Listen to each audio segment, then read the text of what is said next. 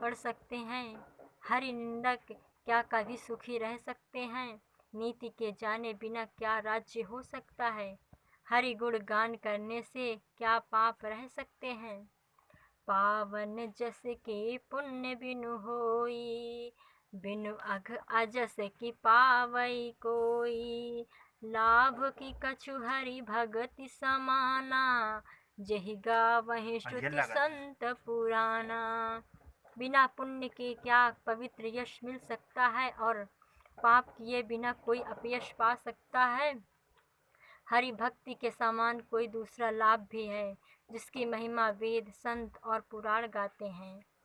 हानि की जग एहि सम कछु भाई, भजई न राम ही नर तनु पाई। अघ कीर्ति सुनता सम कछु आना, धर्म की दया सरिस हरि जाना। हे भाई, संसार में क्या इसके बराबर भी कोई हानि है कि मनुष्य देह पाकर भी श्री राम जी का भजन ना किया जाए? चुगली के बराबर क्या कोई दूसरा पाप है? और हे गरुड़ जी, दया के समान कोई दूसरा धर्म है? यही विधि अमित जुगति मन गुनेऊ, मुनि उपदेश न सादर सुनेऊ। पुनि पुनि सगुन पक्ष मैं रूपा, तब मुनि बोले वचन सकोपा। इस प्रकार मैं अनेकों युक्तियां मन में सोचता और मुनि का उपदेश सादर नहीं सुनता था। बारंबार मैंने सगुण का समर्थन किया, तब मुनि क्रोध से भरे वचन बोले। मूढ़ परम सिख देव न मानसी, उत्तर प्रत्युत्तर बहु आनसी। सत्य वचन विश्वास न करहीं, बायस इव सब ही ते डरहीं। रे मूढ़, मैं तुझे उत्तम शिक्षा देता हूँ, उसे तू नहीं मानता और बहुत से उत्तर प्रत्युत्तर करता है। सत्य वचन का विश्वास नहीं करता और कौवे की भांति सभी से डरता है। सठ स्वपक्ष तब हृदय विशाला, सपदि होहि पक्षी चंडाला। लीन शाप में शीस चढ़ाई, नहीं कछु भय ना दीनताई। रे शठ, तेरे हृदय में बहुत पक्षपात है, अतः तू इसी समय चांडाल हो जा। मुनि का शाप मैंने अपने सिर पर चढ़ा लिया, परंतु मुझे ना तो डर लगा और ना दीनता ही आई। मनी हर्षित चले उड़ाए, मैं तुरंत कौवा हो गया। तब मुनि के चरणों में सिर नवाकर और रघुकुल में श्रेष्ठ श्री रामचंद्र जी का स्मरण करके आनंद पूर्वक उड़ चला। उमा जे राम चरण रतो, विगत काम मद क्रोध। निज प्रभु मय देख ही जगत, के ही सन करहि विरोध। शिव जी बोले, हे पार्वती, जो श्री राम जी के प्रेमी हैं, वे काम, मद और क्रोध से रहित होकर सब संसार को अपने स्वामी के रूप में देखते हैं, फिर वे किससे विरोध करें। सुन खगेश नहीं कछु ऋषि दूषण, और प्रेरक रघुवंश विभूषण। कृपा सिंधु मुनि मति कर भोरी, लीनि प्रेम परीक्षा मोरी। काकभुशुंडी जी कहते हैं, हे गरुड़ जी, ऋषि का इसमें कोई दोष नहीं था। सबके हृदय में प्रेरणा करने वाले रघुकुल शिरोमणि श्री राम जी हैं। कृपा सिंधु ने मुनि की बुद्धि को भोली करके मेरे प्रेम की परीक्षा ली। मन बच क्रम मोहि निज जन जाना, मुनि मति पुनि फेरी भगवाना। ऋषि मम सहिज शीलता देखी, राम चरण विश्वास विशेषी। मन कर्म वचन से मुझको अपना दास जानकर भगवान ने फिर मुनि की बुद्धि पलट दी। ऋषि ने मेरी सहनशीलता देखी और श्री रामचंद्र जी के चरणों में विश्वास देखा। अति विस्मय पुनि पुनि पछताई, सादर मुनि मोहि लीन्ह बुलाई।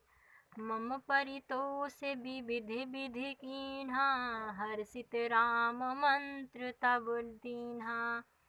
तब मुनि ने बड़े आश्चर्य के साथ बार बार पछता करके मुझे आदरपूर्वक बुला लिया। उन्होंने अनेक भांति से मेरा संतोष किया, फिर प्रसन्न होकर मुझको राम मंत्र दिया। बालक रूप राम कर ध्याना, कहऊ मोहि मुनि कृपा निधाना। सुंदर सुखद मोहि अति भावा, सो प्रथमहि मैं तुम्हि सुनावा।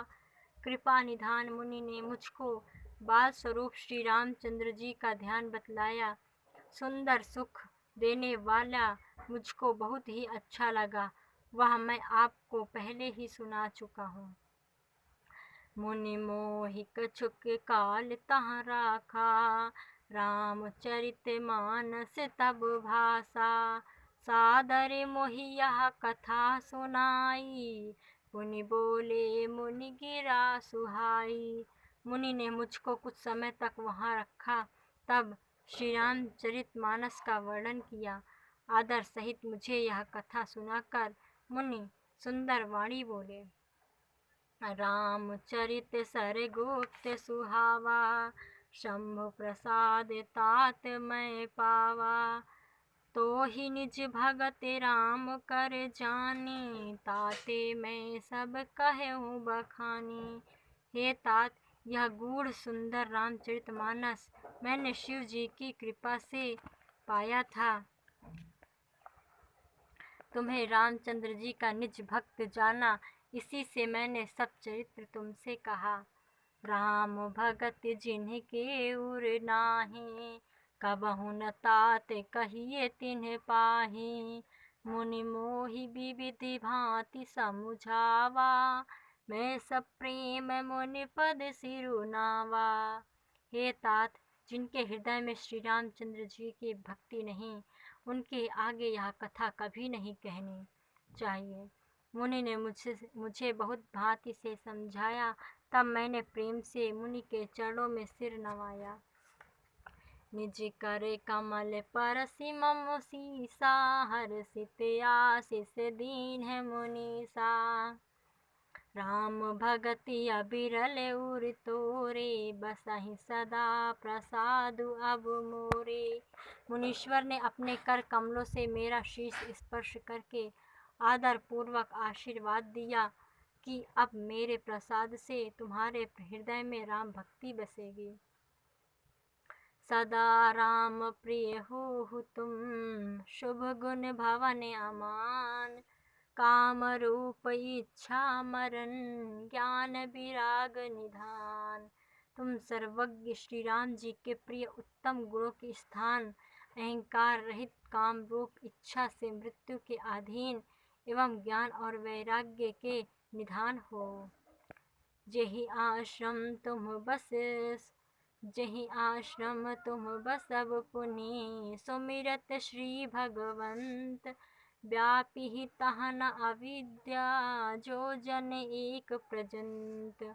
फिर जिस आश्रम में तुम श्री भगवान का स्मरण करते हुए बसोगे, वहाँ एक योजन तक अविद्या नहीं व्यापेगी।